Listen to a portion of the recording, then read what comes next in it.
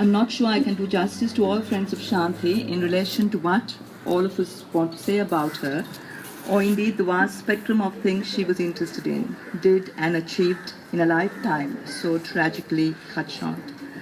I'll speak today about her political journey, part of which I shared with her. She always dared to be different. She was the girl at school at St. Bridget's, my contemporary, who discussed socialism, poverty, and the working class. She laughed in later years, saying no one obviously knew what she was on about. This consciousness came from daily dinner table conversations initiated by her father, who she said was a die-hard Trotskyist, and her voracious reading. She said this possibly influenced her foray into liberation politics as a young adult, which all went awry with Tamil nationalist politics taking center stage in her life with Manu. A life she recounted poignantly in a tribute to Manu looking back 25 years.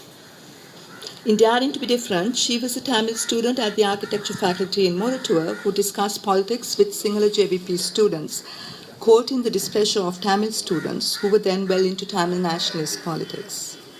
She recalled being a complete misfit and being alienated from both groups. She spoke too often poignantly about the 1983 riots, of losing everything, including her wedding sari, her wedding albums, and all her books, but also beloved dinner service, which she looked forward to using to entertain guests. She laughed in recollection, however, that wherever she lived, her home was like an open house, and the family had to constantly feed and shelter a range of people, from the displaced to party comrades to work colleagues to a myriad of friends, and she said she managed even without that dinner service. Her most cherished work, however, was in Batiklo, in the Batiklo district, where she began working in 1990. There are many women here today, and in the last 2 days, from Bahare to Sitandi to Akare Pathu to Batiklo, and later on from Trincomalee, organizations which she helped to set up. She was the one person I know who kept alive the old left mobilizing strategy of study circles, which she passionately nurtured, in the belief that constant learning and sharing of lived experiences and dialogue had to be the way forward into social mobilizing and change. She was so very positive about this. She disseminated this knowledge through radio, television, films, street theatre, and above all, storytelling. Have you all heard Shanthi start anything without saying, I have a story to recount? Shanthi was a great storyteller and a fabulous communicator.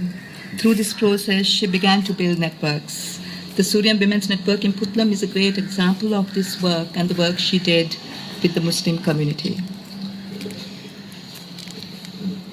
Post-war, she actually began to mobilize widows. And I've been at many meetings with her where she insisted that the stigma of widowhood should be vanquished. Together with a large group of women, she created a Widows' Charter which she hoped to take to the UN. This was unfortunately not to be, and I hope somebody can do this for her. In the last 5 years, Shanthi fervently involved herself in representative politics. She began mobilizing, particularly among women, and she said many times she so enjoyed it that she should have got into politics much earlier. It is a tragedy of our times and for all of us that no Tamil political party had the courage to give her a ticket to contest.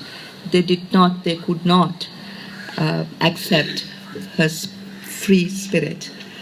In the last few years, she was adamant about the need to work with the Sinhala community, with its women, particularly party women. She would drag me to meetings in Grand Pass and elsewhere, saying, you speak Sinhala, let's talk to the people about the national question. Let's get them on board for a political solution.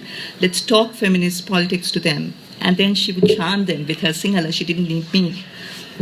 And enchant everyone with her stories. A few months ago, she got wind of the draft 20th Amendment and was adamant that we discovered what was in it and begin to influence the process, not only for women, for everyone, particularly to safeguard the interests of minority communities. Facing the reality of political intransigence, she again pushed for a women's political party, another thing so dear to her heart. At our last meeting, she fondly pointed to a statue of a deer in her living room. the symbol of her political party, which she said we must spring forward now to form.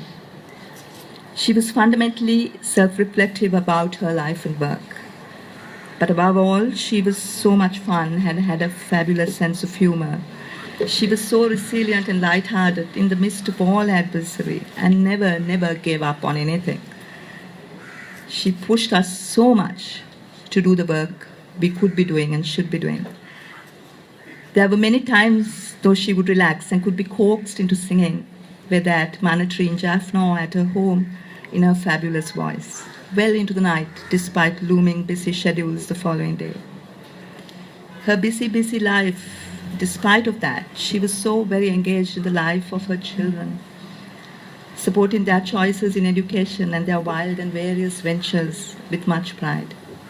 Her happiness in being able to organize Maithi's wedding was palpable. Although she would guiltily sneak in work meetings in the middle of work planning, much to the consternation of the girls. I will miss you so very much, Shanthi. All of us present here today will miss you in many ways. May your beloved and free spirit be among us always, and may your soul rest in peace.